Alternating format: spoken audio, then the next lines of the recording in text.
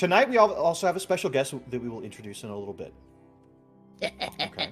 Maybe cackling in the background. We're very, very excited to have them with us for tonight and maybe a couple more sessions. We'll see how things go. Last time, the party got out of the Feywild. They were there because they were chasing their former comrades, Quinn and Clume, through a portal. After fighting a Yethhound and going into this portal, into the Fey realm, they encountered some beings, these creatures that looked like anthropomorphic moths and bees, in the realm of a god of honey and nectar known as Izode. Izode, being the drama queen that he is, decided to tell them a story about the Exiled One and how the Exiled One gained incredible power by imbibing ambrosia, something that Izode and her followers produce. The Exiled One, obviously, then went on to kill all of the gods across Vanzir, and that was fun. How nice of him to do. After being a little bit hesitant to stay in the Feywild any longer than they absolutely needed to, the party returned to Arkala, discovering that Raknal was behaving a little bit strangely. And so was Gregian Daenor, captain of the guard of Arkala, who assailed Warren in a fit of rage, only to determine that, yes, indeed, Warren only has 2 brain cells. We had to make sure. To be fair, it's not that hard to know. Are you the evil mastermind? Man, think of what you're saying. Gregian Daenor then explained that he had discovered that Warren and to an extent Clume were responsible for resurrecting this god that now had the Exiled One on a warpath directly towards Arkala, and that scouts to the north of Arkala have not been reporting back and may have already been overtaken by the rampaging forces of the Exiled One and the great beasts that he has under his control. Of course, the party has 2 new members, Ophelia and Ibenixis, that are all new to all of this information. And so where we left off, the group was explaining the story to Ophelia and Ibenixis, both from places beyond Arkala. Ibenixis from a tribe of tieflings that were, in their own sense, nomadic, and Ophelia from another village far to the north.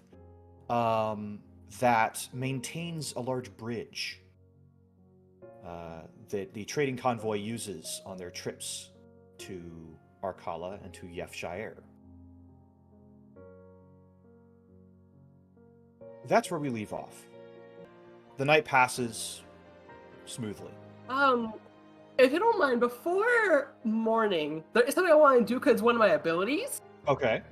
So before she goes to sleep, she sits on Warren's bed, and she reaches into her bag and pulls out her ebony human skull, as well as some candles.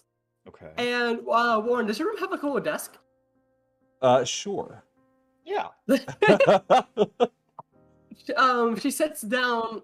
Not sits down. She just stands up by it and arranges the candles in a form that only she knows, and puts the ebony skull right in the middle. And before Warren goes to sleep, she's kind of like sticks out her hand to him, and she thinks for a second, what would Warren want to hear? And then she says, "Hey Warren, would you care to join me in a quick prayer before we go to sleep?" He's like, "Would I? Oh, I do this every night. Oh boy!" And he like rips, pulls out all of his holy trinkets. And he's like, "I usually do this like on the bed and everything, but like, well, this is very interesting. I haven't seen this before. Is the skull new? I haven't seen that holy symbol before." And she kind of like smirks, and she's like, "In a way, yes. You don't need any other symbol during this. You just need to give me your hand and just focus." Okay. Is this something like is this some kind of secret technique to talk to all of them at once? I've been looking for this forever. Oh no. He just kind of She- waddles yeah, up she and kinda- grabs she's your like- hand. yeah, she's like, oh yes, this will allow us to speak to many beings at once. Oh, this is clever. You gotta teach me how to do this. And she kind of like instructs Warren to close his eyes and just focus, like not really, to kind of clear his mind and just think. And as I would assume he probably does what she asks, she starts to murmur, and as she murmurs, more spirits start to fly out of the skull, and it starts to surround both Warren and Ophelia, as her murmuring actually slowly breaks out into sort of a chanting song. And after a couple of minutes, two of the spirits fly down in front of Ophelia and enter her body. As I'm going to use my new, since we just hit level 6, Spirit Session ability, where basically, up to my proficiency bonus, I can have people, including myself, join in on a little like channeling. And depending on the amount of people that are in it, so right now it's 2, I can choose a divination or necromancy spell that's equal to that level or less, so 2, 1, or a cantrip, and I add that to my spell list. Using Warren as a magic battery. Oh, it's perfect. Yeah, pretty much.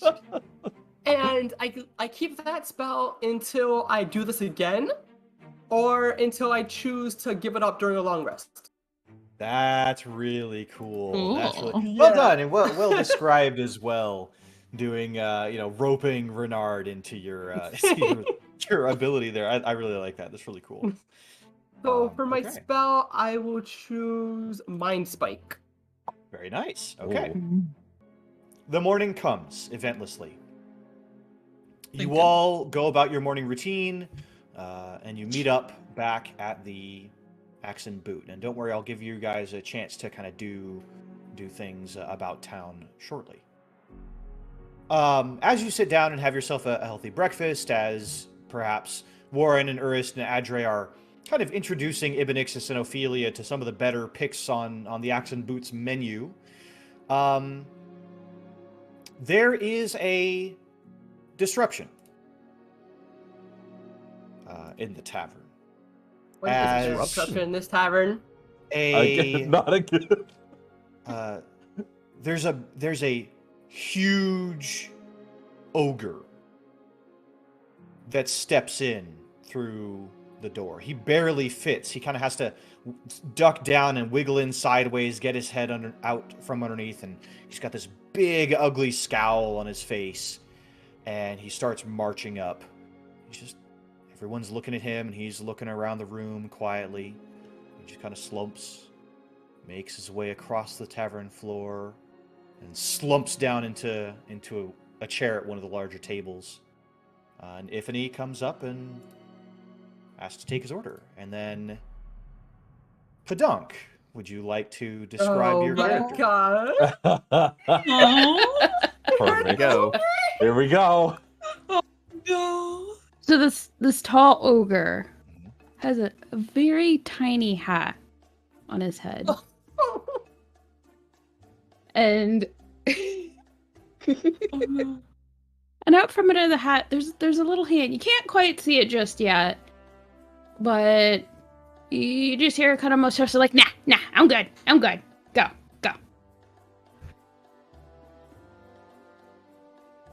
And he, you see the hat shift a little, and the ogre kind of turns, looks at the party, and it just kind of makes a big grunt sound. You see the hat shift a little. Oh my god. Is it okay if I move the ogre? Yeah, you describe what the ogre does. Yeah, go for it. Okay. So the ogre kind of adjusts. He stands up, and he approaches the party, and he kind of looks. We'll say it's this guy right here. Yeah. He looks over him, and he kind of grunts in incoherent language that nobody's really sure if it was like an actual word or a burp. And the hat stirs. And then the hat stands up. And out from the center of the seam of the hat, it opens up like two little bits of the cloth like coming apart. And out is a little small, charming, absolutely handsome frog face. Oh, Is this Oh, a look at that. Disney level? oh no. Oh, Oh, that is adorable. look Did that at zoom it in that. properly? There it is. Yeah. Yeah. it's there. Oh boy. He's like, there y'all are! Right where you ought to be. Except y'all are 2 seats to the left.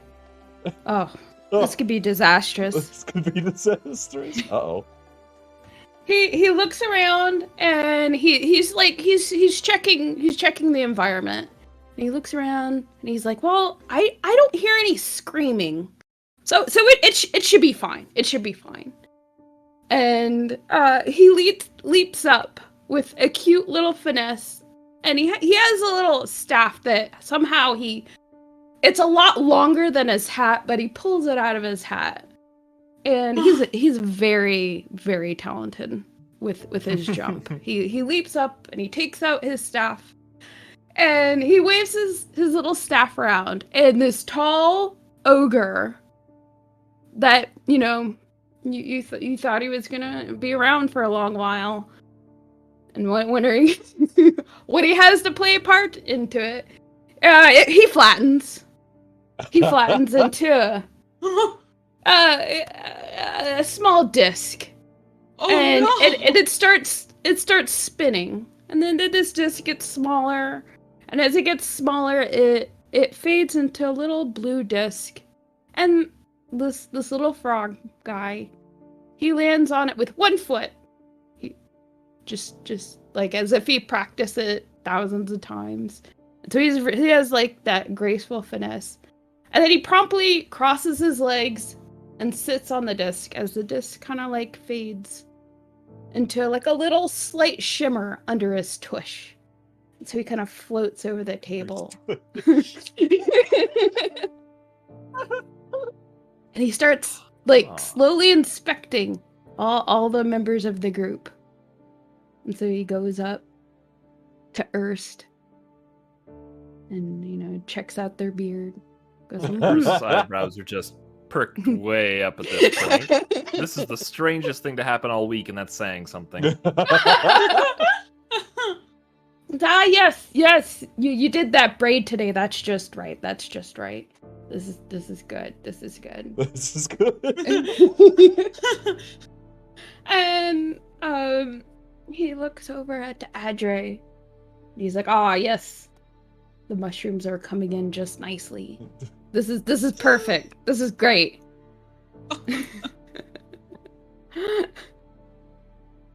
And he turns to Warren.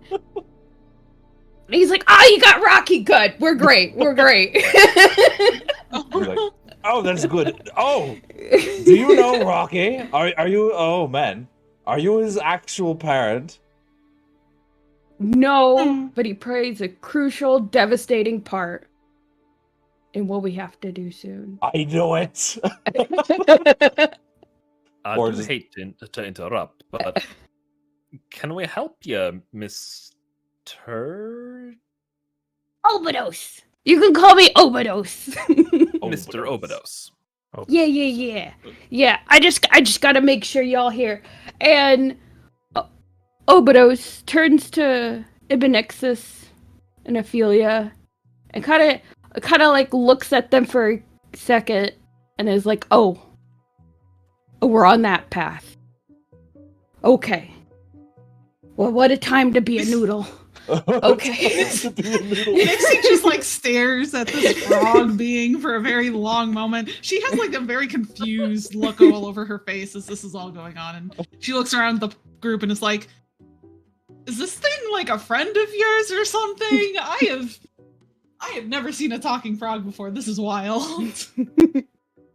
Nay, I do believe that this be the first time I've ever met this Mr. Obedos. Yeah, this is a new one for me. So, upon hearing this, Ophelia, like, you see one of her hands slide into one of her sleeves, and she looks over at everyone, and she's like, so nobody knows who this is. And you hear, like, the sound of a blade leaving its scabbard in her sleeve, very slowly, as she's just staring at this frog with the, like, but this frog can't even see her eyes, because the bangs are covering them. Nixie would just reach over and put a hand on her arm. Ophelia, no. No, don't do it. Not in the middle of a city, okay? Not in the middle of the city. I think that's a bad idea. And Warren's just like, well, yeah, of course we don't know them. We didn't know you either. That's how parties and adventurers work. Then he just goes back to eating his chicken. Waffles. The worst thing is he's not entirely wrong. This just happens, right? Parties just form out of the ether. Yes, yeah. I realize I know you guys, but you don't know me. Not quite yet, but I do, but not quite yet. And he looks a little confused, and he's like, "Okay, I'm supposed to say hi. How are you? How you doing? Today's great. It's nice." And yada yada yada. we got stuff to do, and he looks really frustrated, like he's done this like before. One second. Toss him up. Yeah. Much as this particular mouse already has this trope well in hand, Ernst is lost. Apparently, she hasn't read this book. Truffles is gonna trot over to him and give a sniff at his feet and use her animal intuition to see if he's a goodie. Okay. So like an insight check or something? Yeah, from the Or people. something. Okay. Yeah, use your familiar stats to roll an insight check, which should be not very high, but you know, just roll a d20 and let's see what happens. Yeah, that's what I was There you thinking. go. Yeah.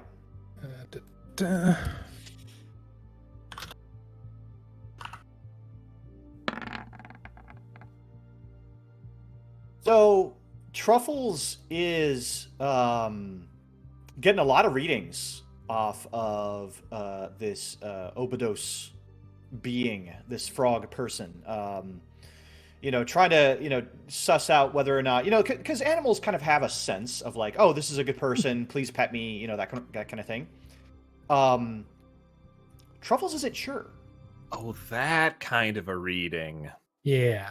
Truffles is not sure whether they want to get much closer to this frog. They seem like they want to, but then they pause. They seem like they want to, and then they pause. And so Wizard's familiar. I was kind of picturing Truffles reaching up under its mushroom cap and being like, the nine of wands. That's not a good sign. The little mushroom pig plops down on its haunches and keeps an eye on the froggy guy, and like its mouth is kind of near the hilt of the little dagger on the strapped sheath on its shoulder. But not pulling it out. Yeah, you're not pulling out.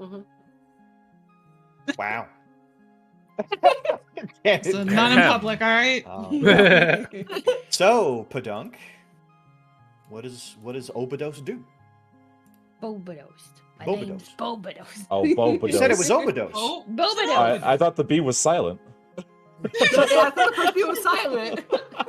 oh. Oh, it's Bobados. Okay. Bobados. Then it would just be Boados. Warren. Boados. Oh, that's right. Obedos. Wait, if your name is Bobados, does that mean we can call you Bob? Bob. No, that was clearly the ogre. You have In done this to desperate yourself. times, maybe. Oh, yeah. Bobby Crumb. Pray tell, what is it we could be doing for you? Bobados takes a deep breath in, lets out a sigh. He's like, all right, I'm a frog. Hey. No, I'm a Wendigo. Yes, A what? I know. You've said this already 7,000 times. Warren's like, oh, I do tend to forget that. I get told by Caden all the time. Terribly Warren? sorry. Yes. This is Every the time I first talk time. to you guys, it's the first time for y'all, and it's the millionth time for me. Hi, how are ya? My name's Bobados. Yes, you've said Nice that part. to meet ya. Nice to meet you. Ernst continues to rub her brain cells together, and I think she's on to something this time. Okay. Oh. Oh. Huh. All right. What number am I thinking of right now? No. Okay. I'm here. I have a message for y'all. It's like, I'm not doing that right now. That's Yes. Yeah. It's a message. No.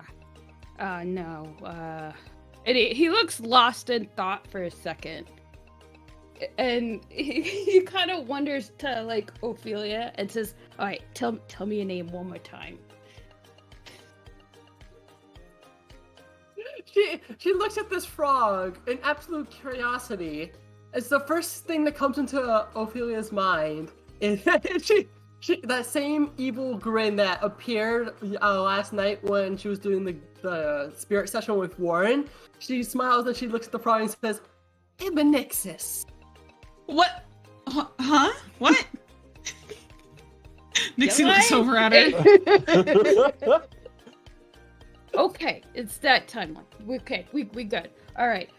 So I have a message from Izode for all y'all.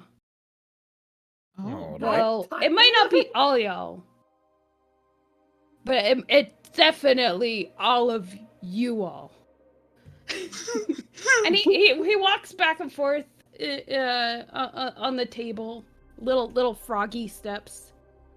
But he's not actually walking on the table. He's just kicking his legs while he's on his little disc. So he's kind of Hello, like my just baby. Hello, my fluttering, darling. fluttering back and forth.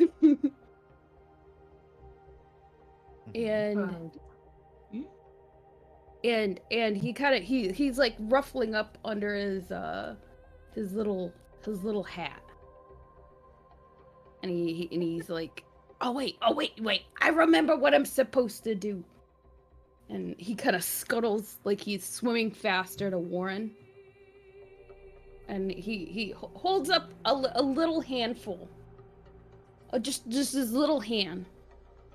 And he kind of leans back on the disc and just like spit shots something in his face. It's like, oh. As soon as Bobados does this curious little frog creature that seems to be wearing a hat as if it is an entire robe, and spits this wad of something right at Warren. It hits Warren's nose and then immediately explodes into this vast cloud that quickly consumes all 6 of you Oh. in a cloud of sparkling green and pink dust. In that moment, you're pulled away from the axe and boot, Okay, wait. away hold from on, your 1 body. second. Uh-oh. Can I very quickly put some gold on the table for Ifany? Don't worry about that. You like Okay. out of reaction, you're like, "Oh God, I'm going." You slap some gold on the table, but your bodies don't go anywhere. Oh, okay. Your vision shifts. For a moment, there's this swirling pink and green, this hypnotic movement, kind of like if you rub your eyes a little bit firmly and you get that checker pattern that kind of waves in and out of your vision. And then Izode steps from the murk, and you can see her, him, it in something of a somber state. Its antennas are wilting, and the gown that it was wearing around its black and yellow scales is made of grays and whites. And Izode says, Warren, Urist, Adre, Ophelia, Ibnixis. You 5 have an important role to play in the time ahead. And it sweeps one of its hands across, and like water rippling across your vision, the scene changes. You see, Oh. No. as a bird sees, Oh boy. down upon the city of Arkala, you see soldiers lined up along the walls with ballista and trebuchets and catapults and all manner of siege weapons. You see Gregian Daenor and several other high-ranking guards and nobles clamoring about, shouting orders, crying for help. And beyond the walls, an array of mysterious, cloaked figures, not unlike the nomads that you met before. They wear masks over their faces and have red X's across their chests. The great beasts that they are guiding into battle are much the same. You can see upon the heads of the lizards and serpents this red X across their foreheads, marking them as beings under the control of the Exiled One. Izode explains, the siege is coming, and with it, the doom of Arkala. And you see the actions play almost as a slideshow, a moment by moment. These scenes of these gigantic serpents climbing up above the walls, along them, striking and swallowing multiple members of guardsmen whole. They swat aside undead that are manning the ballista, and they crawl over and begin to invade the city. A couple of nomads are riding along their backs and quickly head into the city and start attacking indiscriminately. One of the giant beetles, there is a leader wielding a red blade, and he raises his blade to the sky, and from it, black lightning blasts across the ground until it collides with the wall, sending stone and masonry flying in all directions, creating a massive rent that allows more soldiers, more of these nomads to pour into the city. From the city, there is a great howl of anger, a screech, and dark energy begins to billow up as a black fog retaliates, filling that space that was created by the magical lightning and killing immediately all of the nomads that begin pouring through it. And Rakanal steps forth from that cloud. The nomads rising again as zombies and skeletons under his control. He shouts something, but you can't quite hear it. He gestures forward, and undead under his command begin to surge and take the fight to the nomads ahead. And then, something truly dreadful, a being that is blurry in your vision, unable to be completely contained within your own senses, rising from the earth itself as if a balloon is being filled up by air from below, this tattered cloth and white blazing eyes peeking out from under robes. The Exiled One, you know it to be him. Formless under his robes, and yet wielding magics in both hands that promise death and desperation and despair. It wields one of these magics, and with one hand raises it towards Rakanal, and a stream of red fire and energy strikes Rakanal, sending this great swollen deity backwards, collapsing against the masonry. Rakanal rallies, beating its wings and baring its teeth behind its bird-like visage, and bolts of necromantic energy strike the ground, causing plants and all life to wither underneath it as more undead surge. These great beings surge forth and clash while nomads, guardsmen, and undead strike out. Guardsmen are devoured. People flee. A great panic rising through the city as alarm bells do what? Add to this cacophony, this panic, this chaos. It's not just here that this place is being assaulted, it's everywhere. All walls of Arkala are under siege from other great beasts, clamoring over the walls to invade Arkala from all sides. As these beings duel, as you can see from above with your beautiful view of the carnage and chaos beneath you, the Exiled One, using his other hand to create a spear of steel, strikes Raknal in the chest and drives him down into the ground. Raknal cries out the screech of a dying beast as a bloom of necromantic energy sweeps out and all around him is reduced to ash. He, Raknal, this deity that Warren worships, that has been reborn by Warren and Clume's magic and has been guiding you through all of these events, dies again. His bones begin to crumble and crack like so many fractured stones tumbling to the ground, and the red life in his eyes dims to nothing. The Exiled One aims his spear forward, and with a silent command, his nomads invade Arkala and burn it to the ground. Izode steps back into your view. This deity sweeping away the image of the siege of Arkala. And she says, "This is not the fate written in stone. In order to save this city, in order to be the heroes that you are meant to be, my friend, Bobados, will guide you to seek help." And the image fades, and you feel yourselves settling back into your bodies. And the pink and green dust goes away, and you see a couple of other patrons coughing and waving their hands as this stuff it's pungent. It smells of, mushrooms and moss, and it's just kind of thick and humid in the air, but it fades away, and you're there, back on the table with half-eaten breakfast, and Bobados prancing back and forth, back in the Axe and Boot. Bobados is wiping a tear out of his eyes. She called me her friend. I always tear up every time she called me her friend. Jesus Christ.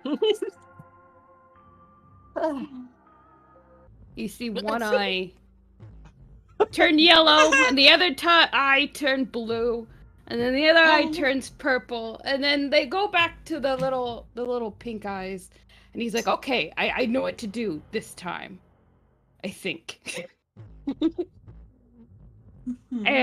I'm supposed to take you to and he scratches like underneath his hat, and he's like, it's a place, it's a time and place. What do you call it? It's and he and he scratches on the other side. He says, he's like, yeah, I'm supposed to take you to a place. You're But going to be Okay. a little more specific than that. Oh, yeah, of course, specifics. Supposed to guide you to everybody. No, every bury. And he's looking side to side, kind of like everybody to expect, like, to know what that is. Okay, so I would like everyone to make a history check. Oh boy. Oh boy. Yeah, that sounds about right. Nat 20! Dang. Still God, don't I'm have- Oh. Still don't have that. That checks out. This is slow. This is Yeah. honestly. Wow. Well, I mean, those are all right. Dang. So we got Adre with a 27. We got Ibnixis with a 1, and that's with a -1, so it's a dirty 1.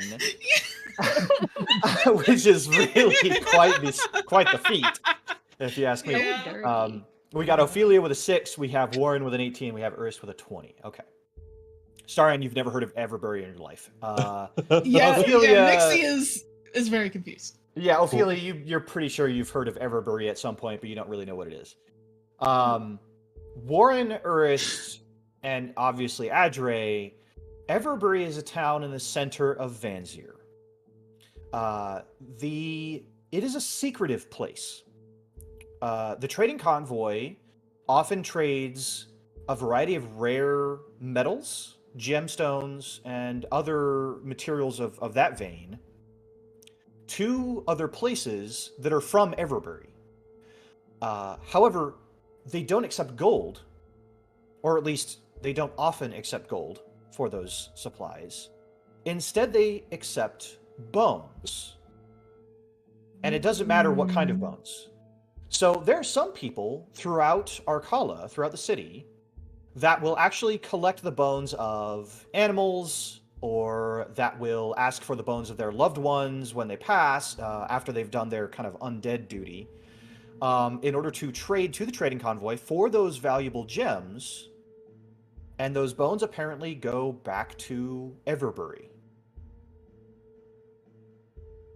Adre, you know, because you rolled a nat 20, I'm going to send you a note because I don't want this to be spoiled for everyone. So bear with me for just a moment. Adre's eyes sort of snap wide at the mention of Everbury.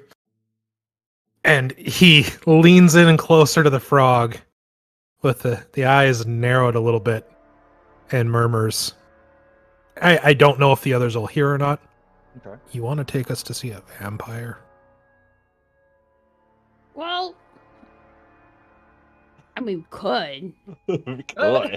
Oh wait, and the frog looks like visibly like flustered. He's like, I'm forgetting something. It's something crucial. I'll figure it out when we get there. Warren, come here. And he like reaches out to Warren's face and he kind of like, he rubs it. Oh, you just like, you're such a good, noble thing. I got it. I remember what I forgot. I'm glad I could be of Wait. assistance. Thank you. You're so He good needed at the that, one extra Warren. brain Thank cell you. to be able to remember it. And now Warren will never remember anything ever again. and Bobados like pats him like he's like, good dog. You're such a good dog. Oh, thank you.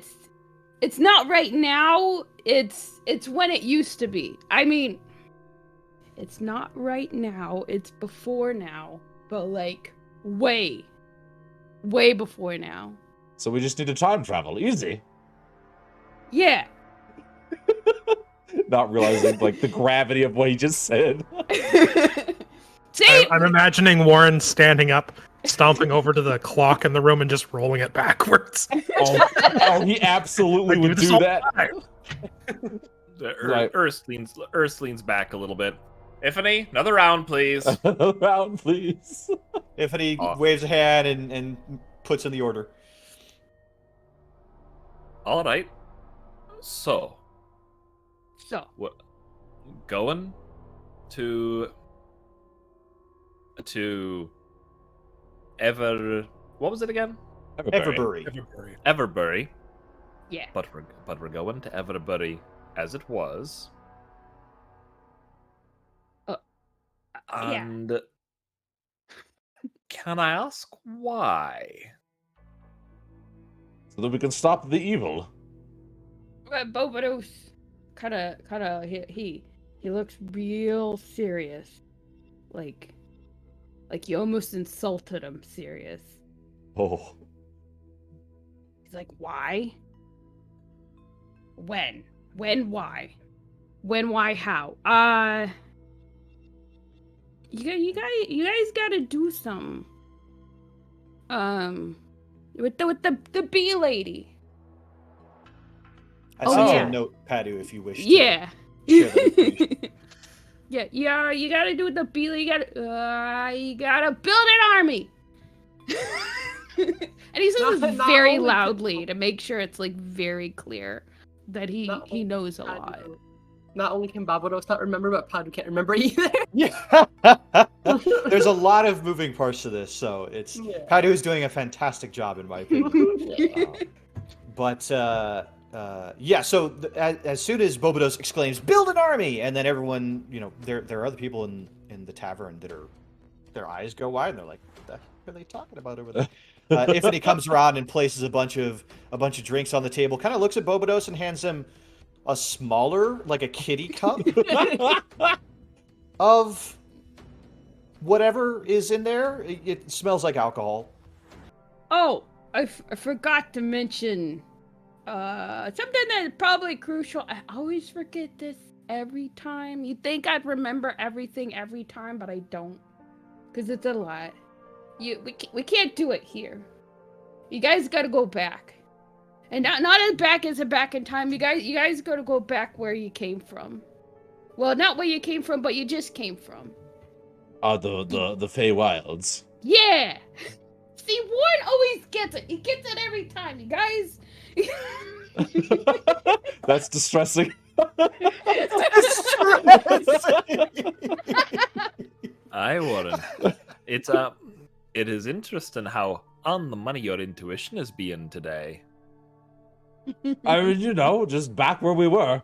And the last back I was at the Feywilds with the bees. Exactly. Aye. And Audrey, over top of his teacup as he's taking a drink, is from the mouths of fools. The mouths of fools. All right. Make whatever preparations y'all need to make. I suppose we're moving back out. She reaches into her bag again and pulls out that ebony skull, as she places it right in front of Barbados, and she says, "Do you happen to know what this is?" Yes, do you? Oh, of course. But I want to hear what you think it is. I think it's just a shiny, pretty thing. It's a shiny, pretty thing. She kind of she begins to laugh. As she looks at Barbados in the eyes, and even though you can't see it because her bangs cover her eyes, Barbados does feel kind of like a glaring just stare of seriousness coming from her, and she says, "I got this skull from someone that tried to cause unwarranted harm to me, and I preserved it myself. Don't make your skull be the next one." Okay, that's easy. That's easy. As you travel southwards, heading back to the Fey portal, you reach back to the space where the standing stones await you, as well as the stump where you saw Rocky placed originally. What do you all do? Well, I suppose Rocky will need. All right, Rocky. And he takes Rocky out. Now I'm gonna be gone for. And he stops. Wait, I'm time traveling. Don't worry, I'll be back. It might be a little while. I don't know how long this is going to take. Probably from your perspective, it'll be very, very quick. But I'll see you soon, okay, buddy? Rocky is a rock. Excellent. Tourist slides in and poof, disappears through the portal.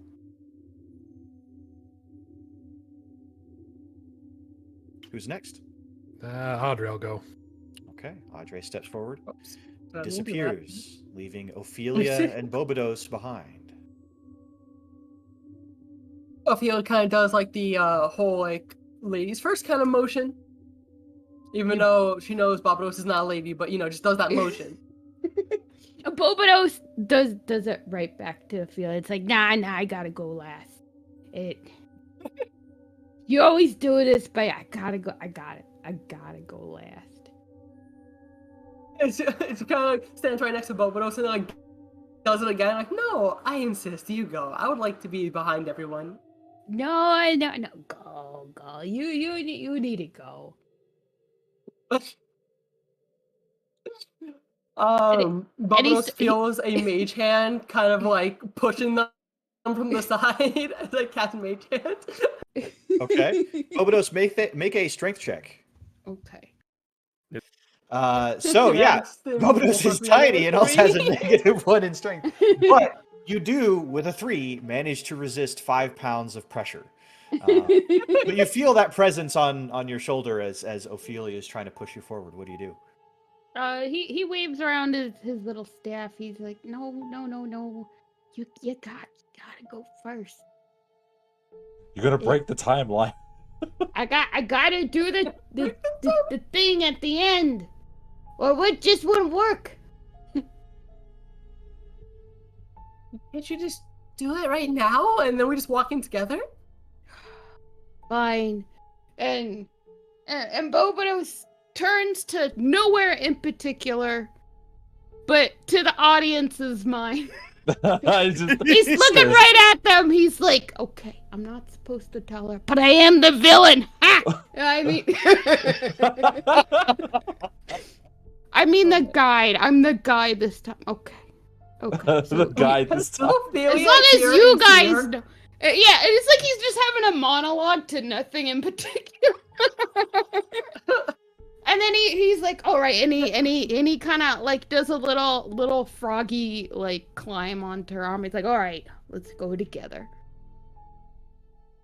You all appear one after the other, though unlike the previous time that you came through this portal, you're not in the realm of Izode. There are no beings around you. There's a gentle hum in the air, the sound of crickets and flies. There is the occasional splash as an actual frog jumps from a lily pad and plunk disappears into the murky water of this algae overgrown area. Cobwebs stretch from branch to branch among some of the trees, and Warren, sploosh, is covered in murky algae water from the shins down, from the knees down.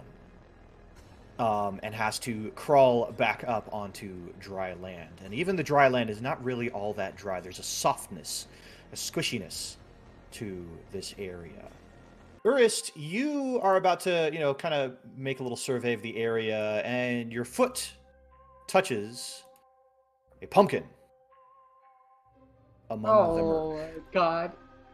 It begins. Oh, no. She just sort of crouches a little bit and squints at the pumpkin, trying to figure out exactly what its deal is. It squints back.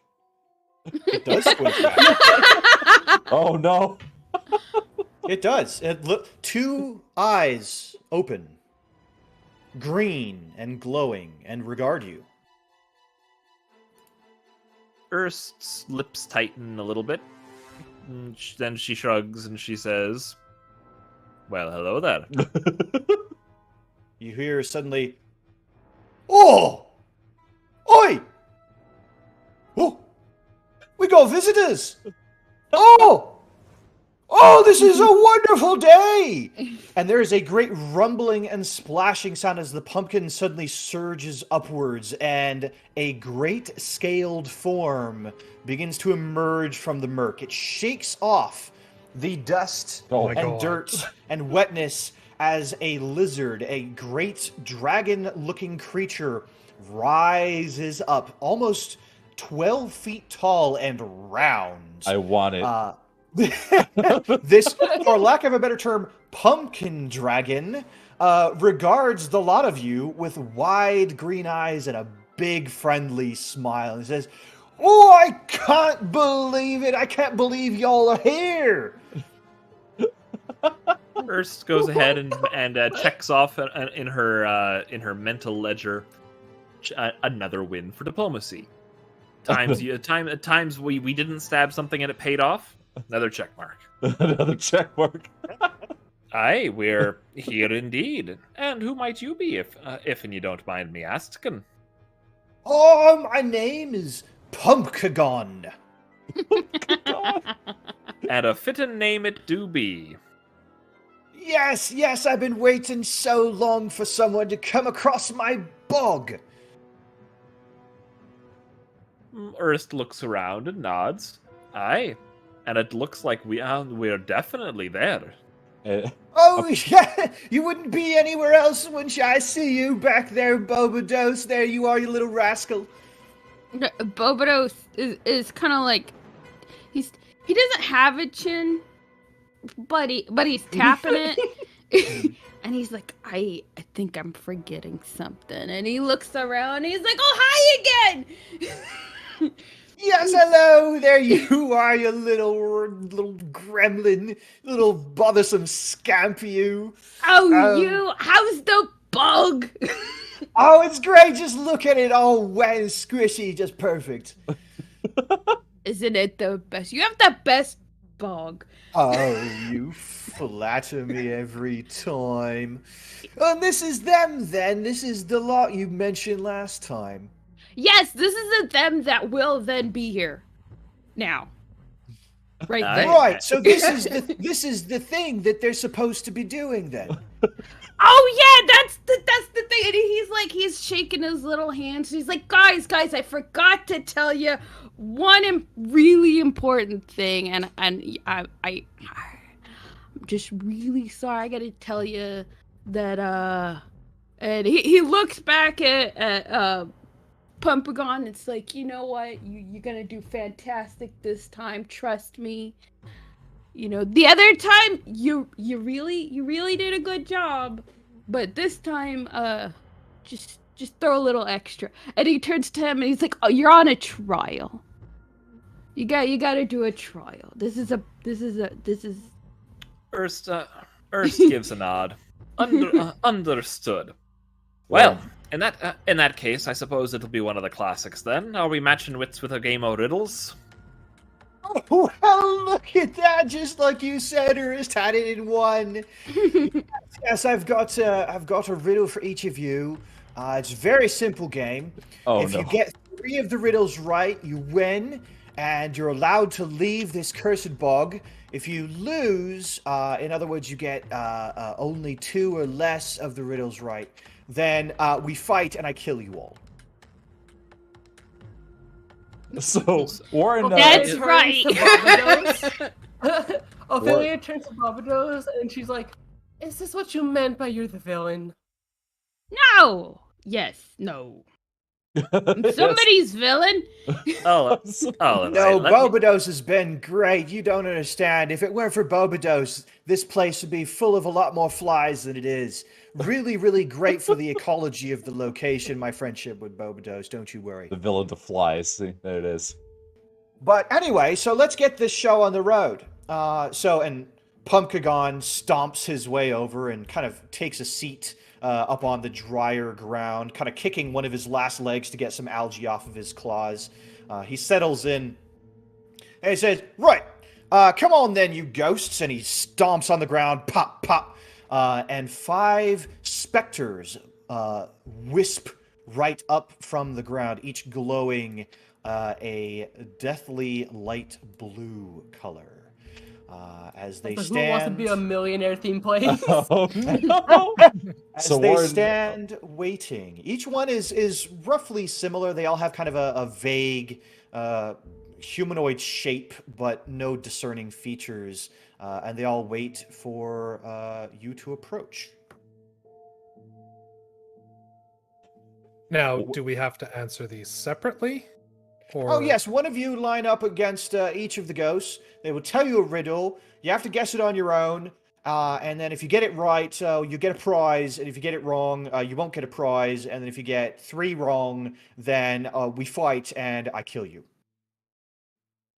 Warren's looking. He is sweating bullets right now. He was happy. He's like, Andre's gonna give out that annoyed old man sigh, hike up his robes a bit, and carefully step his way over to the shore of this little boggy puddle. Very good. I'll put this one here just to so that you don't have to crawl in the water. Whoever picks that one. oh, Warren was gonna go right into the drink. Oh, then here we go. Let's just line you up then. Screw me. So Okay. Warren, I got one for you too, Bobados. I changed up the riddles this time, so you gotta nice. guess one too. Oh, Yeah. nice. Nice. And Bobados is doing this very fancy, like, hop, but you can tell he's very intentionally stomping on the mud to make it like a little splash. But of course. So he's just and the whole time he's just giving his little froggy fingers like a thumbs up to the pumpkin dragon, just like you're doing great this time. He's just got this big grin. He's kind of like blushing a little bit. The ghost in front of Bobados decides to recite its riddle first. And the ghost shakes its little sheet-covered arms and says, "Ooh, it is your turn to guess my spooky riddle. Are you ready, Bobados?" Like Bobados has like just the most childish grin of like, yeah, yes, do it, yes. Okay, here's your question. What room do ghosts avoid? What? Oh no! I mean, Wait. Is it I- as simple? Wait, are you? Oh my god! I why can't. did I get cannot this help. one? I cannot help. We're Can't doing this help. individually. And Bobados kind of he thinks.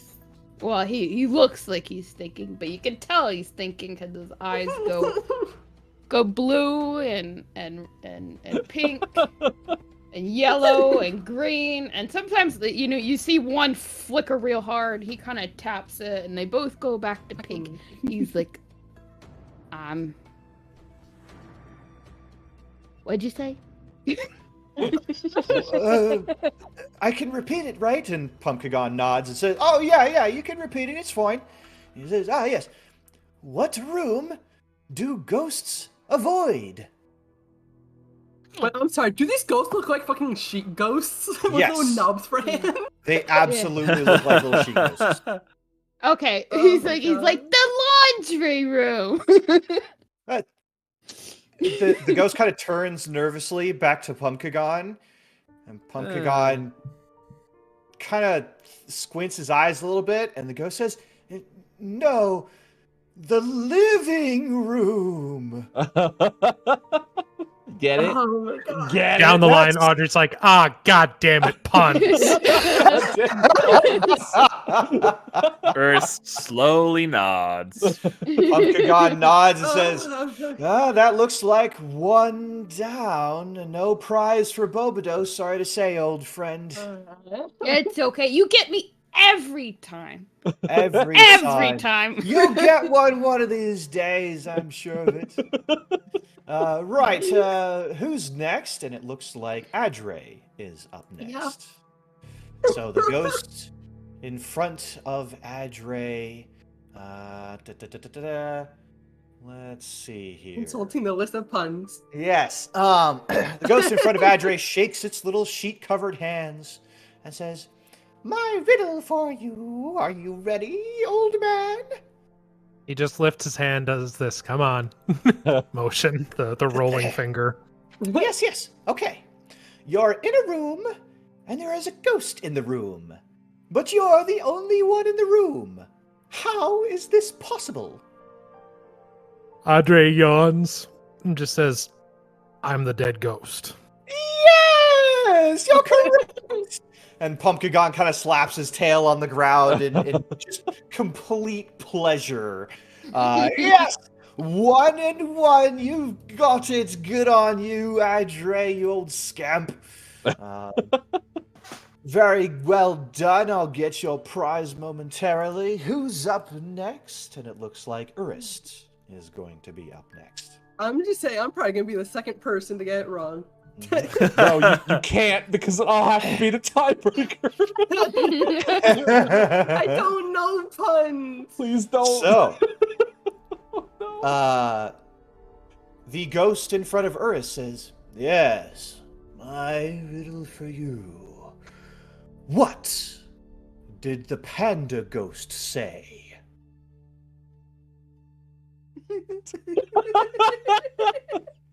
Dead stop. Ernst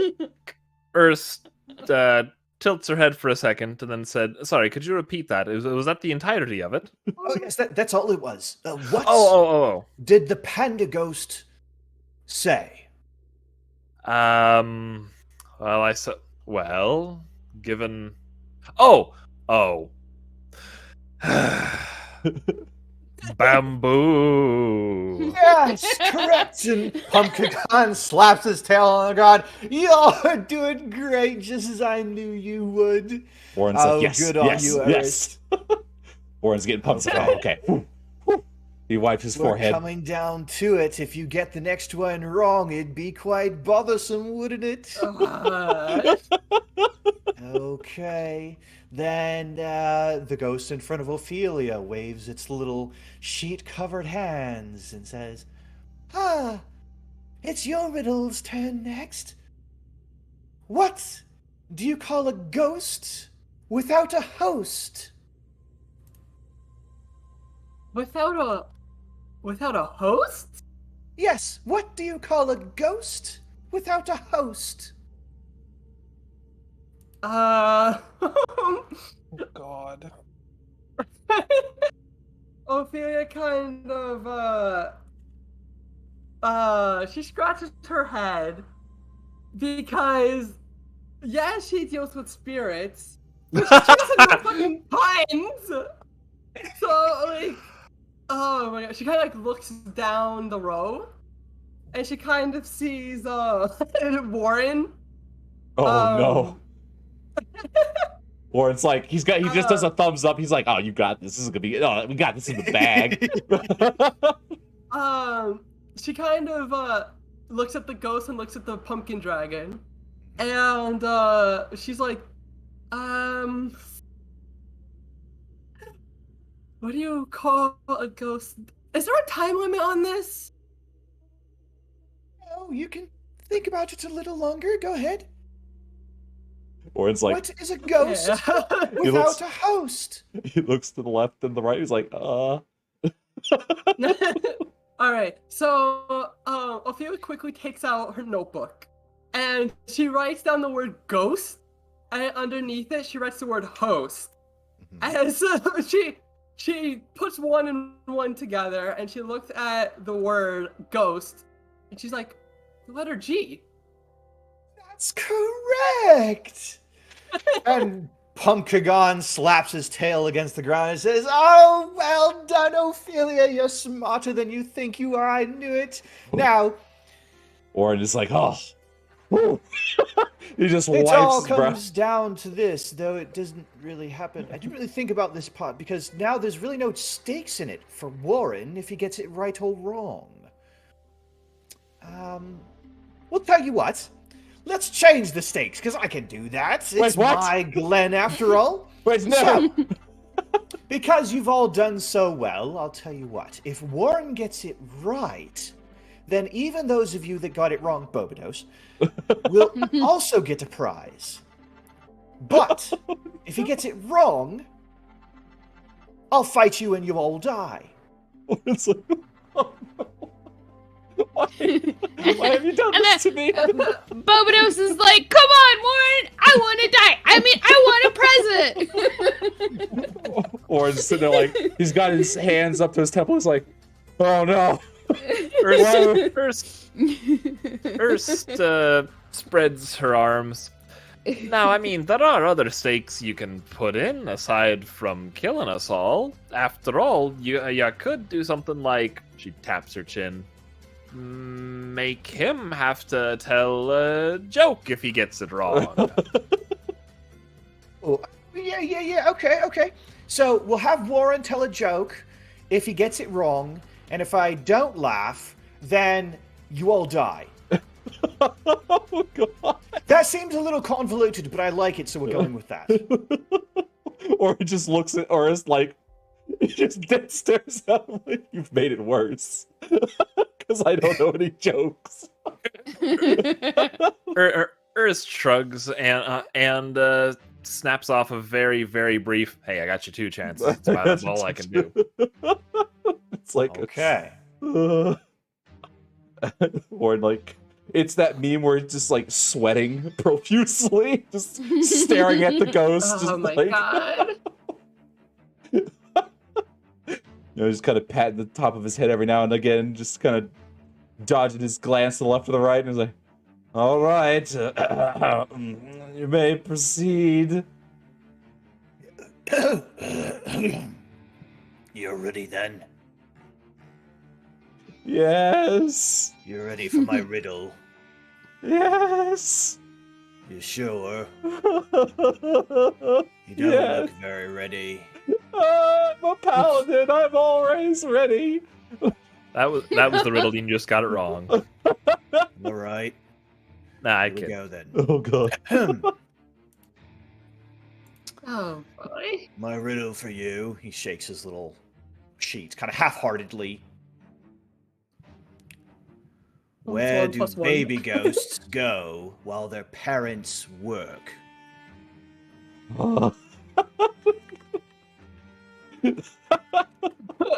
A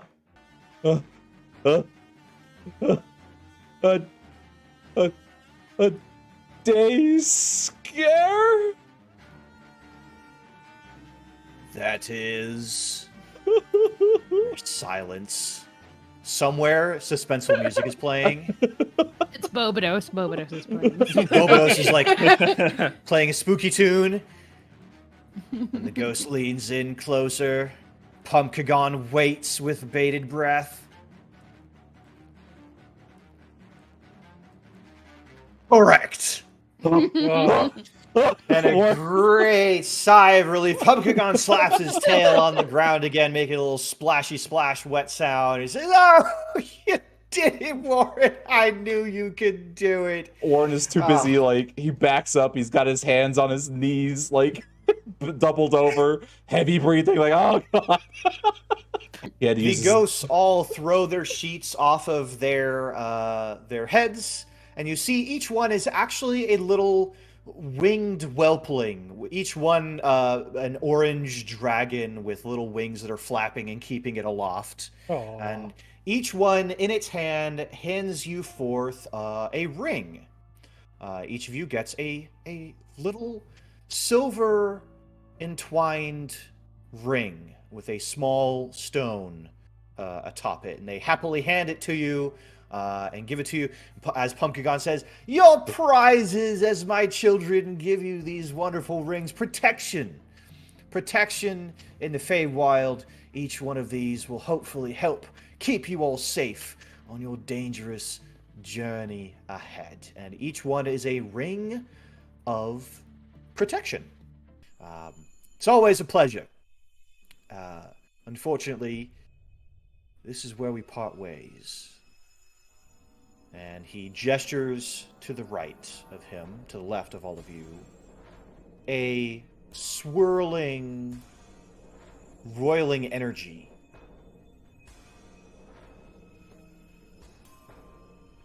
It's Glenn.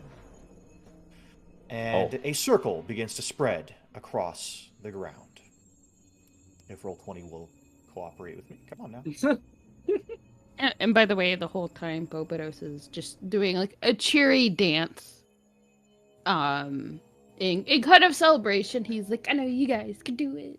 You only did it 2 times before. But now you..." I've seen 1,400,200 different timelines. How many do we win? 2. Okay. Bobados would definitely be the kind of person to say 69. Those are the only 2 timelines in which Warren got one correct. Yeah. Beautiful. Perfect. He gestures to the circle, swirling energy rising up. Beyond, you'll find the path ahead that Bobados, and Bobados alone, has the sight to guide you through. Bobados is a wily one, but I think you can trust the old scamp. Warren, give it a scoot to the right. Oh.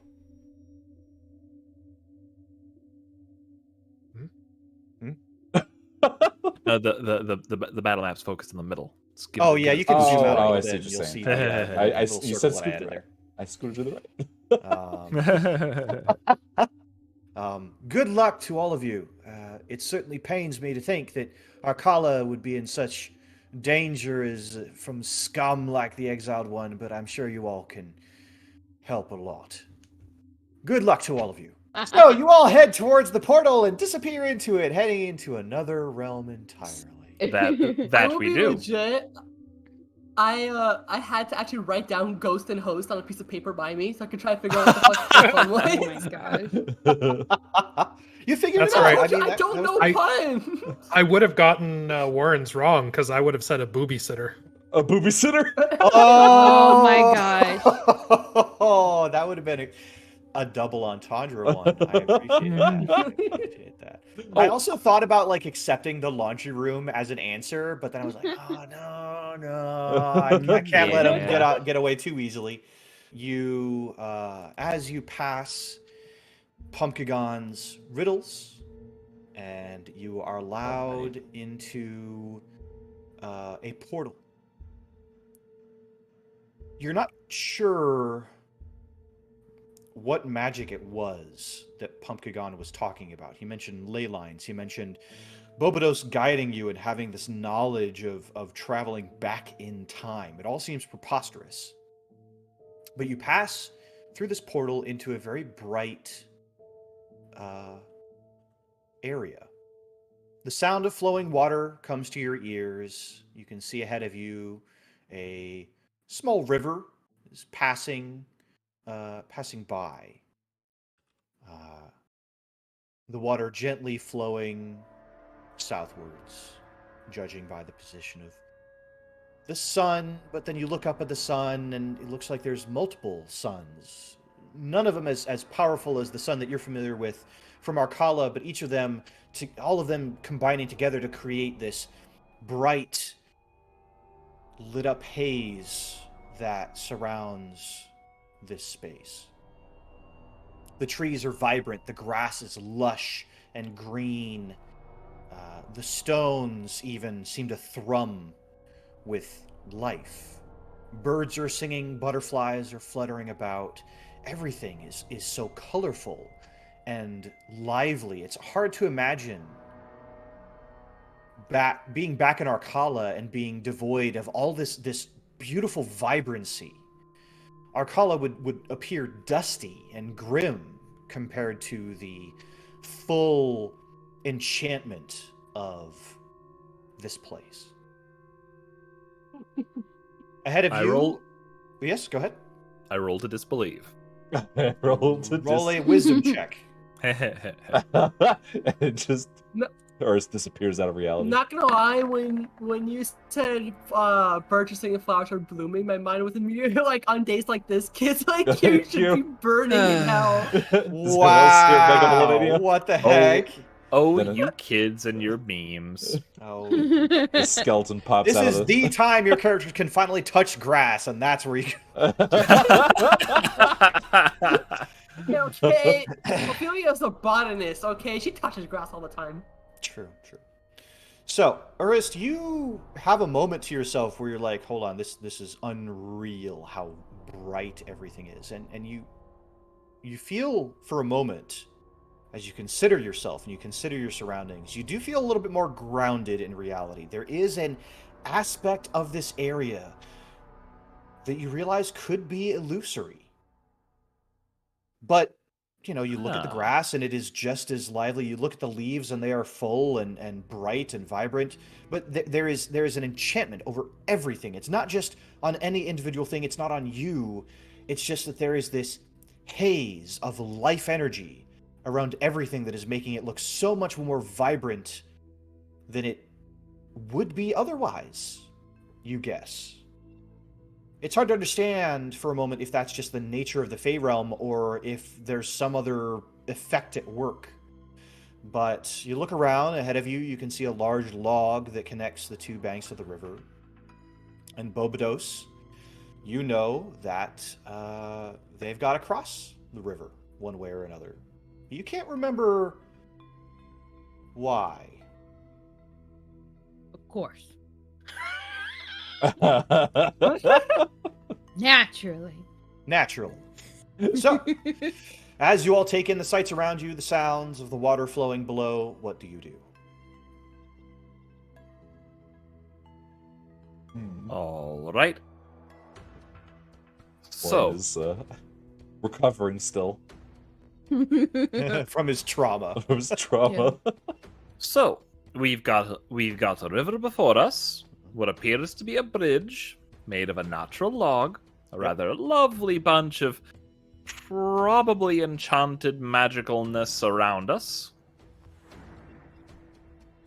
And Urst looks one way and looks the other way. I'm kind of expecting a guardian to pop out any moment now. Bobros, who had elegantly, like, pirouetted through the portal, and has taken his time to kind of, like, you know, check the area and look around, be like, as it should be. and he looks at the river, and he has like a moment of, like, you know, of looking at the river and just talking to himself. Like, rivers, they do so much, and they do so little, and at the same time they're so important. And he kind of, like, he's ushering them. You guys are so great. You guys are so important. As much as you do, and as little as you do. When, how, what we do. It's time to keep going. And he's kind of, like, patting the log. He's like, all right, you know what you need to do. Somebody clip that with Padu 2020 on it, if you please. So,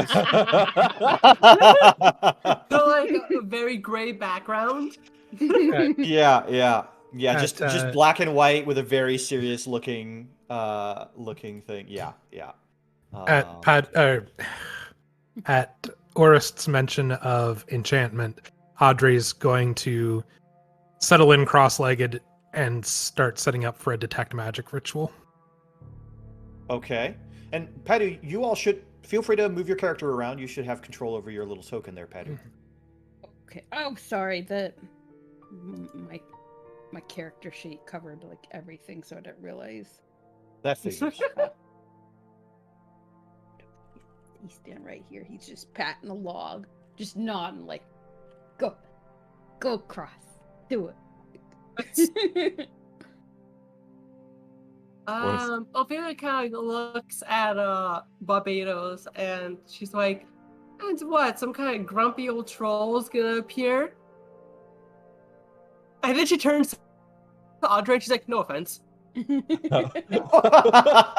Ouch. Not the worst thing I've been called. The worst thing I've been called. It's like, so Warren's like, oh, so this I can do. This is a good test. All right. Is there a trick to this one or a challenge beyond it? Do you need convincing that there's a trick? That there's a puzzle or anything? He, like, looking at the log. It looks like a very sturdy log to me. Well, don't worry. I can go first, and if anything happens, then you'll know what to expect. Look, there's a little bank downriver. I could probably, if I fall off, I'll be fine. I can get to it. He floats. Cue Tim arriving to ask what's his quest. Blue, no green. The classics. All right, Warren, go ahead. Oh, all right. So he's limbers up a little bit, climbs onto the log, takes one step, looks around, takes one more step, okay. Looks around, he takes one more step, he looks around, he takes one more step.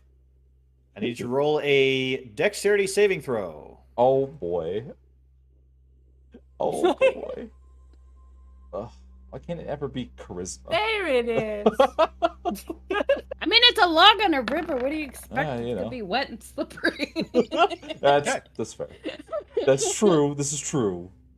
From the water, a sudden surge, a blast of water, as if from a fire hose, shoots out from the river and collides square with Warren. Warren, now I need you to make a strength saving throw. Okay, that's a little better. Oh boy. Oh boy. It's a little better. Yay! Okay, natural 20, 26. Okay. Doesn't even notice. There you So, go. you do notice a fire hose, fire hydrant's worth of water is being sprayed at you, and you grit your feet and you clamp onto the log as it is covering you completely with this massive rush of water. If you try to speak, it just fills your mouth and you're okay. No, I'm like Yeah, a golden retriever. Just. Yeah, and it is continuous for several seconds, for about 10 seconds of just of water, before suddenly it stops and a head peeks up from the water. It's the grumpy old troll. A beautiful woman pokes up out of the water, and she has a buoyant chest clad in wet clothes that cling to her body. Her skin is a fetching shade of blue, and her hair, this raven color, kind of spreads out among the flowing river as she looks up and pouts a little bit and narrows her eyes at the paladin crossing the log and says, "Well, that's no fair. You're supposed to fall and splash." Oh. Quick, before she can reload. She can reload. Oh, fall and splash. Oh, I'm sorry. I didn't know what the rules were. You should have told me before. Warden, do not fall and splash. Oh, but What? huh? Are we sure? Yes, we are supposed to not to. It's a challenge. It's a challenge. Oh, I see. Well, how about No, fall and splash, fall and splash. She begins like slapping the water out of like a child having a tantrum. So Warren thinks for a second. He's like, Ophelia. "Oh, sorry." Go ahead, Ophelia. No, you go. Okay, go ahead, Warren. Well, how about this? If I fall and splash, you won't spray my fellow companions as they cross this log. She crosses her arms over her chest. Thinks about that. Okay, while she's thinking, Ophelia just like shouts over to Warren, "If you fall in, you'll be disappointing the gods." Ugh. Well, I'm sure there's a god of water or something that would, I need to test my ability to swim or something like that. In the armor?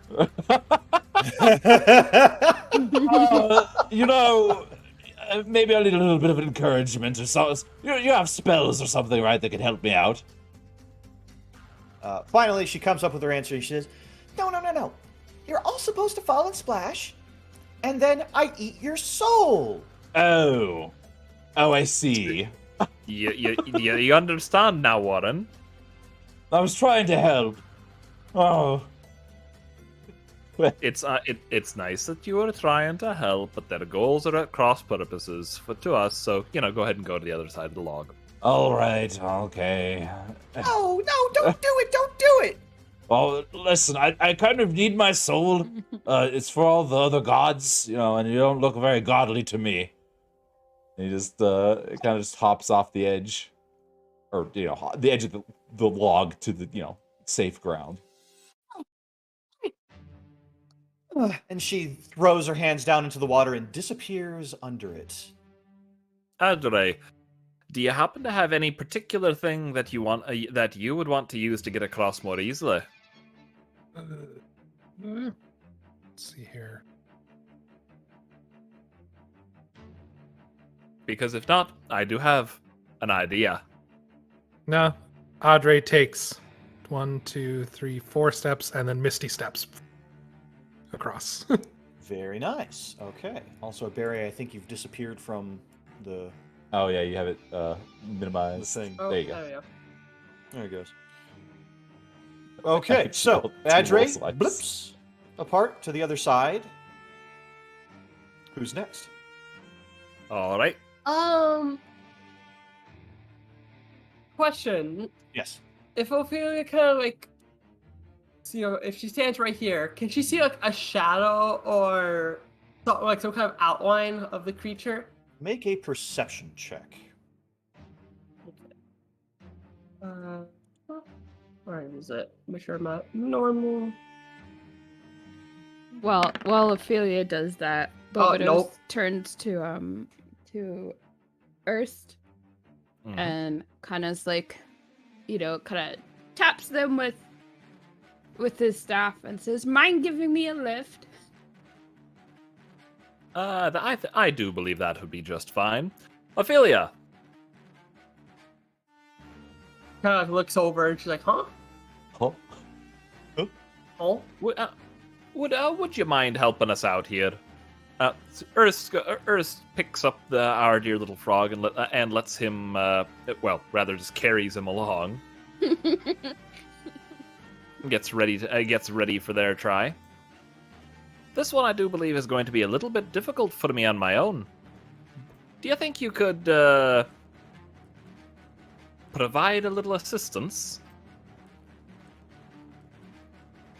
Ophelia kind of like looks at Udis and kind of looks at the water, and she kind of just like shrugs her shoulders, kind of like, "I'll try." But like, do you mean like physical help or like? And then she kind of does a small fist pump, or like, "Let's go," like mental support. What the hell am I doing? More the latter. You see, I can't give inspiration dice to myself. What's an inspiration dice? It's like, oh. Yeah, what's inspiration? Can't inspire yourself. Everyone Oh, we talk like that here. take some psychic damage. Like, oh. Oh, I have an idea. Are you asking for the spirits to help you? I think that would be the best way. And Ophelia kind of like she shrugs her shoulders and she takes out her ebony skull, and it kind of just like pats it as a spirit flies out, and it just surrounds Udis, and I'll give him bardic inspiration, which I can from up to 60 feet away because of one of my abilities. Very Perfect. Nice. Okay. Let me reduce one. I might could assist. Let me see here. And Ernst goes ahead and points a pair of thumbs holding a frog back at her. Thank you very much. You should do a good job for yourself as well, last. Don't let that watery tart get you down. And Ernst tosses her an inspiration die in turn. Okay, you've got inspiration as well. So, as Urist begins to cross... can I do something real quick? Go ahead. What's up? I would like to cast darkness in this 15-foot bubble, basically to try and obscure the spirit's aim is what I'm trying to do here. Okay, let me see if I can just quickly... Yeah, let me... There we go. Nailed it. Oh, jeez. So 15-foot radius drawn from a corner. Give me a sec here. Oh, gotcha. Yeah, go ahead. And that's radius, not diameter. Oh. Yep. So give me just a sec. So it's 30 feet in total. Because diameter. All right. Should be Alt and Shift, right? Yeah, there you go. So 15-foot radius means 30 in diameter. Yes. 10, 20, 30. Like so. There we go. So, Warren, you cast darkness, I'm guessing, there? Actually, we could probably put it, like, right below the log, so you can still see, what you're walking on, but it, like, obscures the log. Okay. Like... Yes. I get it. So, like, actually here. Yeah, something like that. But it's like it's below the log, so you can still see where you're walking. Hold on, I can do a thing. There we go, like that. Yeah, but she won't be able to see from under the water. Yeah. Right. Unless okay. she's shooting from really far away. That is very clever. Okay, so what Urst continues across. Urst continues across.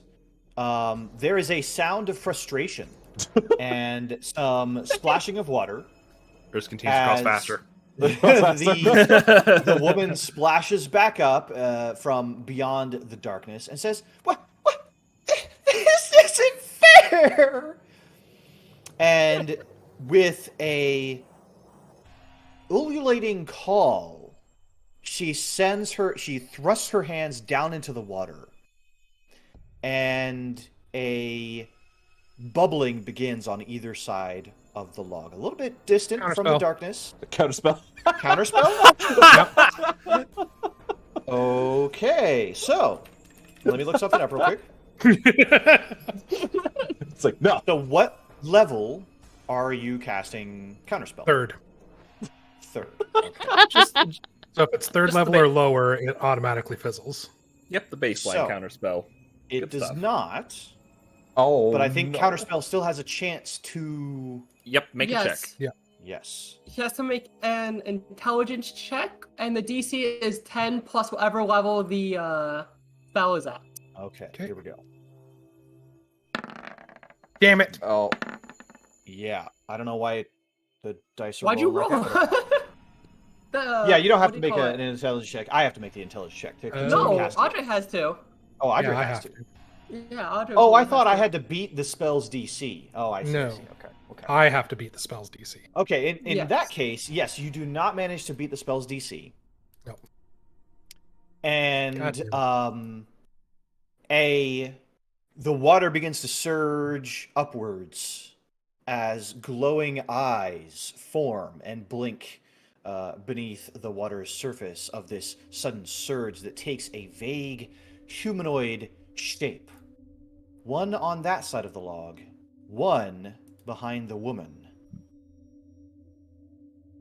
And I'm going to need you all to roll initiative. Oh boy. Make sure you click Remember your token. to click on your token. Same with you, Yeah. Pedunk. Click on little Bobados there 19. before you roll. I need to find my heroes. Of course, my bad luck that I didn't beat the spell I DC. know. Yeah, yeah. That would have been beautiful. I just click on initiative? Yes. Okay. Perfect. That What did level it. spell is this? 4 or something? 1-7. Summon Elemental is technically a 4th level. However, because she is actually... Upcasting it. Yeah, she's upcasting it in, let's say, a unique way. It would actually count as like a 6th level spell Oh, okay, Fair. gotcha. in order to summon 2 of them at the lower stat level. So I Wow, would've had- 20. Would have had to roll a 12. Oh, Right. gotcha. Nice job, yeah, Barry. Yeah, that's really good. Okay, so let me get everyone in order here and then roll for the elementals. Okay, that is... They have a Dex of +2. +2. So the first one is 19, and the second one is 21. Oh, they're Wow, fast okay. too. They're doing a zombies. They're doing the zoomies. And then the woman is the same. 12. Very good. So, as these elementals begin to form and prepare their attacks, as some of you are on one side of the log, some of you are on the log, and one of you is on the other side. Ophelia, you are up first. You do have Bardic Inspiration in your pocket. What do you do? Yeah, that is true. Let me see. Okay. So I'm going to do. I am actually going to walk. As soon as the water elemental appears, Mhm. Ophelia's like, "Yep, exactly as I expected." He looks at the water elemental to the left, looks at the water elemental straight ahead, basically, and then to the near it, and chucks another black ball behind her. Okay. Roll it up. Okay, so here's the We love a DC good for. fireball. Yeah, that's a good one. Here it is for the water elemental that fails and will take all of that necrotic damage. Yeah. That's a big bundle. The Nereid has the advantage for being in the water. So it's not getting old.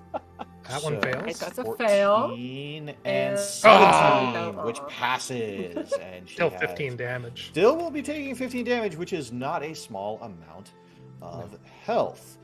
So yeah, doing pretty good, doing pretty good. Anything else you do with your turn, Adria? As this ball of necrotic energy bursts behind the Nereid, and she curses and hisses as it whips against her back. He's gonna take another couple steps back. Okay. Then it is Just her turn. putting some terrain between him and the muscle. No, feel Very free to good. keep on moving a little more. Hmm? Yeah. Feel free to move further if you like. There you go. Yeah. See, now if it chases after you, it'll get out of their range, and then they'll get attack of opportunity against it. That's the benefit. Yeah. So the Nereid is next, and she is going to see the frog hiding in the bushes just above. She's going to stay in the water, and she's going to try to strike out with her ray of frost. And misses. So that's all that she can do. She's going to try to get to this point here. Oh, Warren. Speaking of concentration checks, you were struck, and darkness is concentration. Oh, it is. Go ahead and roll that concentration check if you wish to maintain it. Not That's a that, Constitution save. That's Yes. con save. Okay.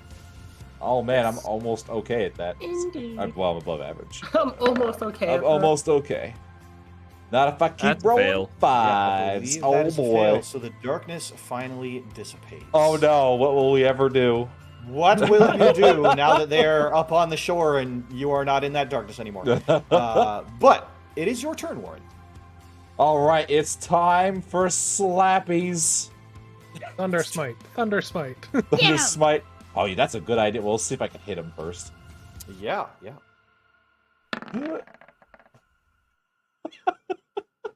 Jesus Christ. I'm not gonna blow the inspiration on that one. Oh my. What'd you roll, Warren? Well, I rolled me a good old one. Well, ain't that some shit? Oh man, I'm gonna try my second attack. Okay. Okay. Oh. No, never mind. I was gonna tease, but never mind. Never mind.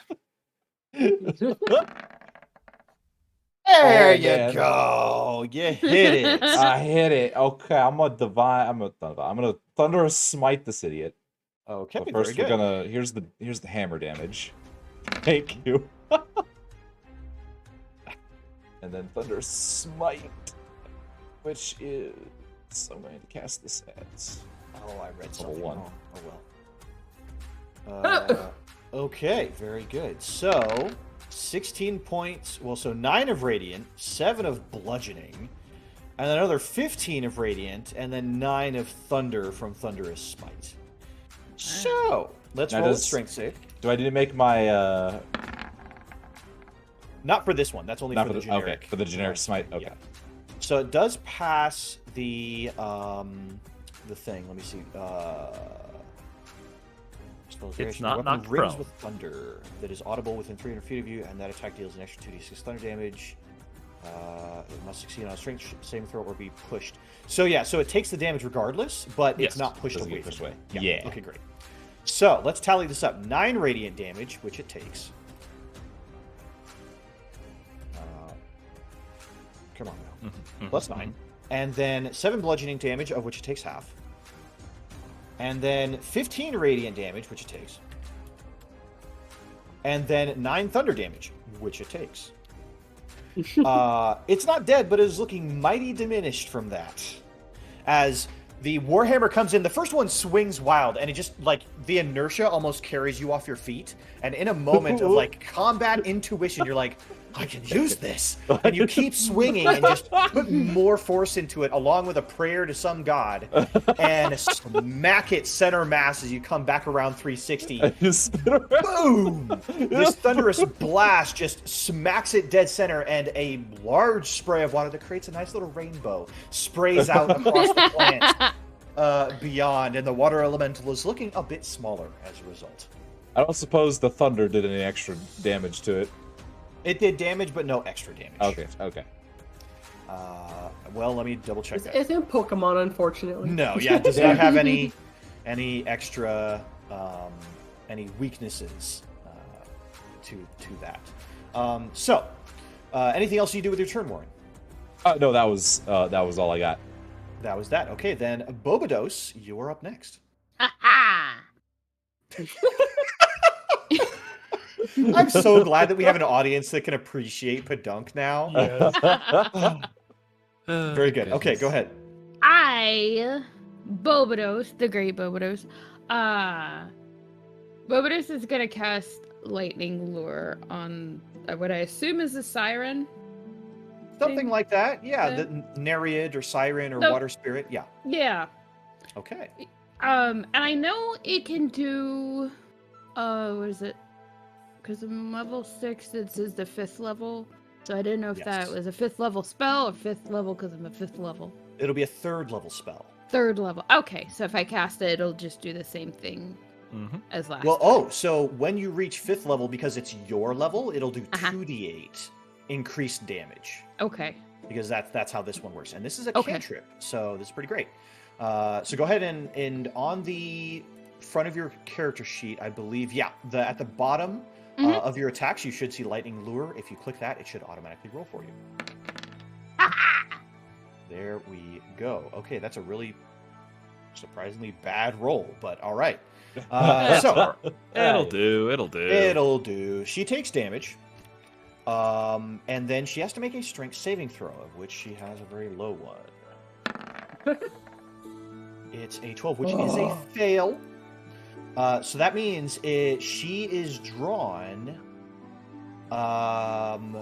10 feet straight towards you. Yes. And then Wait. we'll take an... wait, hold on. Mhm, mhm. Target must succeed.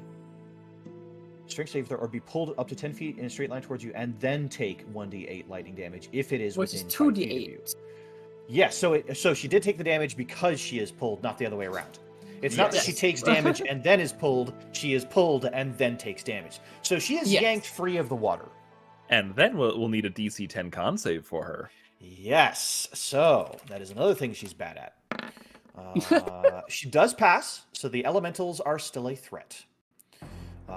So that was very well done, Bobados. Drawn her out of the water. She looks very, very uncomfortable, and even though she has legs, it is very, very clear that she is unsteady walking on them as she tries to recover from being yanked by magical energy towards you and then zapped right point blank with this blast of electricity from this tiny little frog she would really like to squish.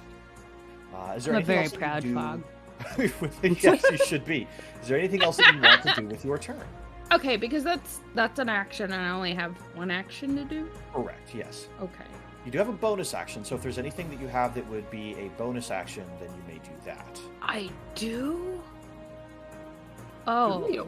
It would it be something that has to count as a bonus action You or have to just count be as a bonus action, yes. Okay. Absolutely not. Okay, great. Then we are going to come to Ophelia. Okay. So, seeing this creature being brought out of the water, Mhm. I kind of imagine like Barbados is kind of like the lightning lure is a fishing rod. I was thinking the And same thing, yes! So she's going to immediately move here, which is 20 feet, Okay, and then I'm going to move here, which is another 5, okay. and then Oh. I am going to cast Inflict Wounds on her. Ooh. Okay, roll So it up. Inflict Wounds is going to be an advantage because it counts as a melee spell attack. Yes, it does. So I'm flanking, Mhm. and And you have Bardic Inspiration that you may use. Yup. Well, You want to use your Bardic Inspiration. I'm definitely gonna try. Oh, a D8, yes. right? It's a D8. It's a, yes at this level.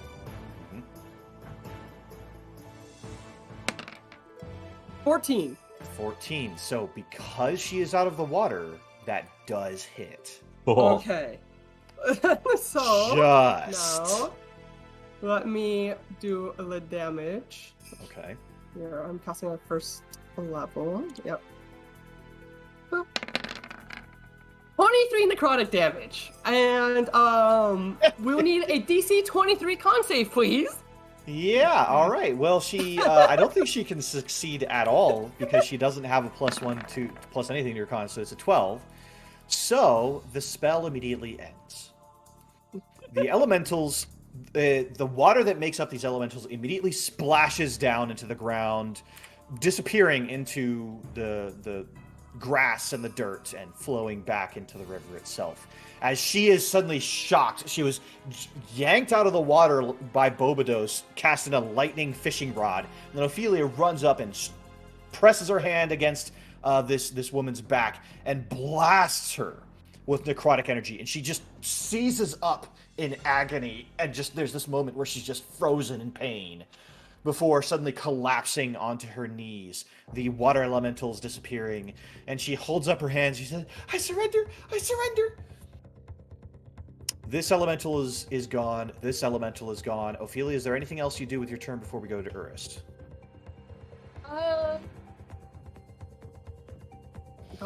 No, I'm good. Okay.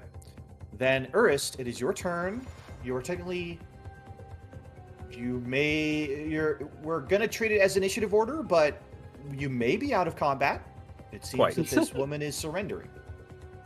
First has herself a saunter. She, keeping her rapier out and gently holding it in the general vicinity of the gal's chin. Okay. So, perhaps you should go ahead and tell us what exactly what your life and soul are worth to us. Yeah. I'm sorry. I was just hungry. I was just really hungry. I've got some snacks. Oh my god. Okay. What kind of snacks? Chicken nuggets. I've got some chicken nuggets. Have you ever had any chicken nuggets?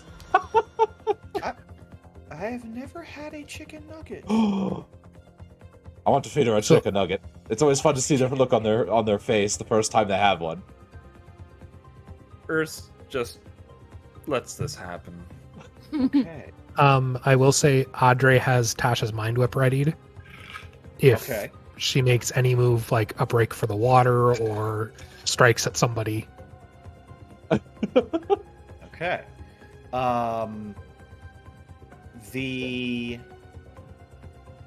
So, Warren, you produce a chicken nugget from your pocket?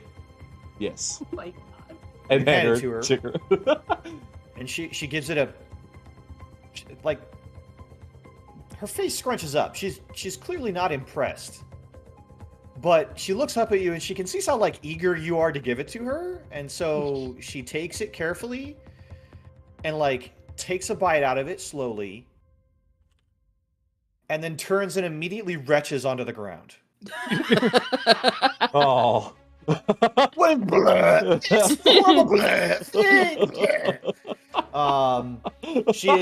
She throws it into the water where it disappears, and she just, you know, starts to make back towards the water just to get away from you all. Is there anybody that tries to stop her? Yeah, Oh, for Audrey's going to sure. interpret that as an escape. Okay, and what are you going to do as a result? He's going to cast Tasha's Mind Whip. Okay, go ahead.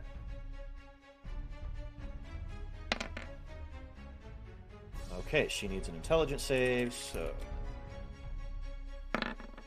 she gets an 11, which is a fail. Yeah.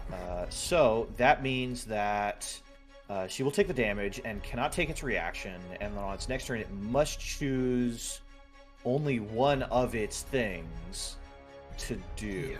Okay, so 11 points of damage. She howls out in pain as she is suddenly assailed by this damage as she tries to move away. Now, because she is moving away from Warren, Urist, and Bovados, do either of you wish to take an attack of opportunity? Let me check something quick before you do. Okay, because she is running away. Yep. Let's see. Warren is not. Warren heard I surrender and was like, oh. And he's disappointed in the fact that she didn't want his chicken nuggets. Oh. Do you know what? The chicken nougat? She is a strict pescatarian, or whatever the word is for devouring souls. I'm not really sure. Oh. Solitarian? Yeah, solitarian. Yes. Breatharian. Yeah. Anyway, because she's trying to flee under surrender, Ernst will indeed give her a prick with the rapier, or perhaps a little more. Okay. You may attempt an attack. Mm-hmm. That Ha! will be a miss. She is slippery trying to get away, but your attack is noted. Warren, are you going to make an attack of opportunity? Actually, can I make a grapple? You may try. I will allow this. Go ahead and roll an athletics check. Oh, athletics. Oh, athletics. Haha. Yes. I almost rolled acrobatics. Hey! Okay, so even with a natural 20, she cannot resist that, so she is held in place by Warren. I'm assuming you try to pin her down as well with that? Okay, Warren, you find yourself on top of this beautiful woman who, even damaged, is looking up at you with wide, fearful eyes, her breast heaving as she gasped in a mix of surprise and pain. Her pouty lips looking particularly plump. Her little button nose and her high cheeks framed by her beautiful, her silky wet raven hair as if she's just come out of the bath. Riley, we're not going to your magical realm. I'm a romance writer, damn it! Error. It's like, ma'am, you can't go back into the water. Don't worry, I'll give you all the opportunity to use your romantic writing skills once we're back in town near a bunch of bearded men and adorable feathery pillow things. Anyway, she looks up at you and is completely just disabled by this large paladin that is atop her. I don't know what to do. Well, just stay right there. It'll be fine. Okay. Warren does not want to do a finishing blow, huh? All right, here's the straightforward bit. What do you have that you're gonna offer to us in exchange for your freedom? You're defeated, and we shall be taking the geld. Taking the what? Well, you know, the coin paid in exchange for a life. Oh, I don't have any of that. Oh, I haven't heard that sort of term in a long time. Oh my goodness, you're so old-fashioned. Aye, maybe a wee bit. She kind of squirms a bit under Warren's crotch. And her hands pinned. This is a Christian D&D campaign, right? Completely vulnerable to Warren's beastly advances.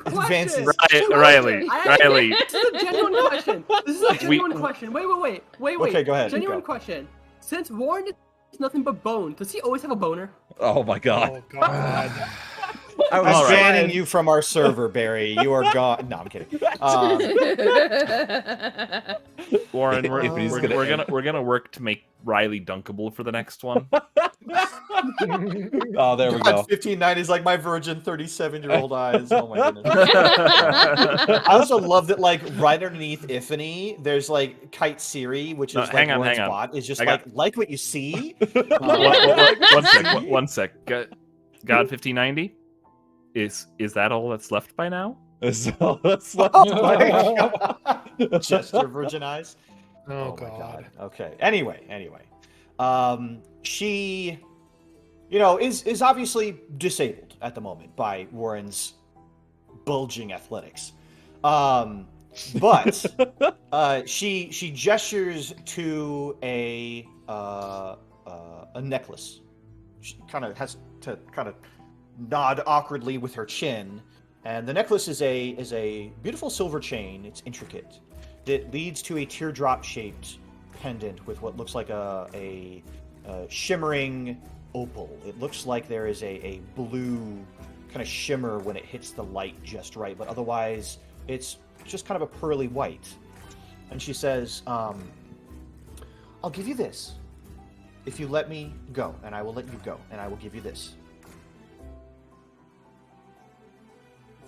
Ophelia kind of what do you call it? She kind of like takes a knee by the face of how do you pronounce it? The Nereid? Yes. Quite. Is that how you pronounce it? Nereid? Okay.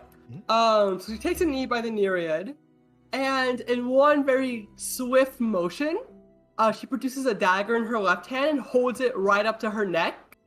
As she looks up to Warren, and well, before she looks up to Warren, she says, "Movements. I wouldn't want this to slip." And she looks up to Warren. She's like, "Take it." It's like, oh, okay. And so he just kind of takes it. He's like, is that really necessary? And he kind of like clambers off. Okay. So she was very slippery. She stays very still, and you unclasp the necklace and pull it away. And she, to her credit, remains perfectly still, kind of looking up expectantly at Ophelia. She doesn't move the dagger, but lets her have enough room to kind of like back up. You know what I mean? Okay. Yep. Because if she tries to advance forward on someone, she will stab her right in the neck. No, she clearly is moving back towards the water, and she kind of like shimmies a little bit, and then kind of rolls over onto all fours, and then she just kind of scampers back into the water.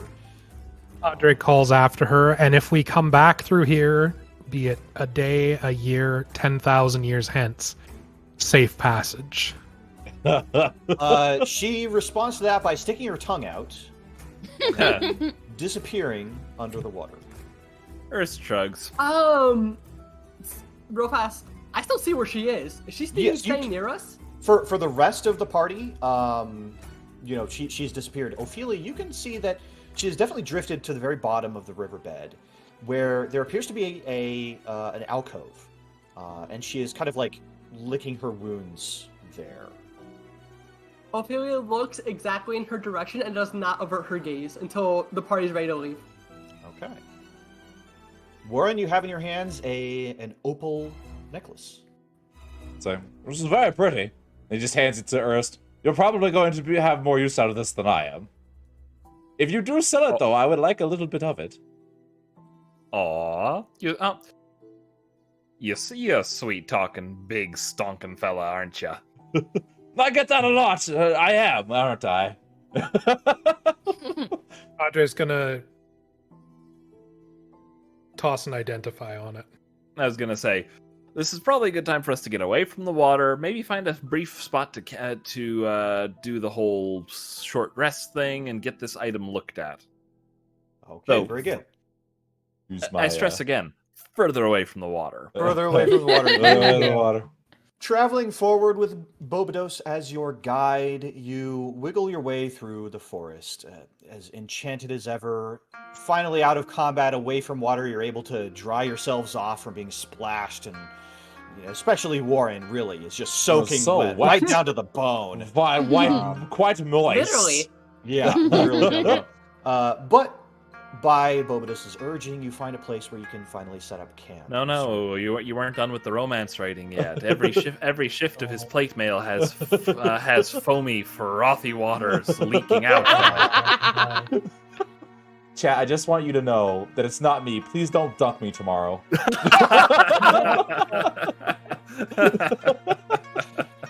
But They'll remember. by the light of the fire, there are several observations that you make. One is that nightfall does not come, at least in this portion of the Feywild. The multiple stars slowly rotate like a top above you, a disk that is slowly turning, keeping everything in this perpetual pleasant spring morning sort of haze.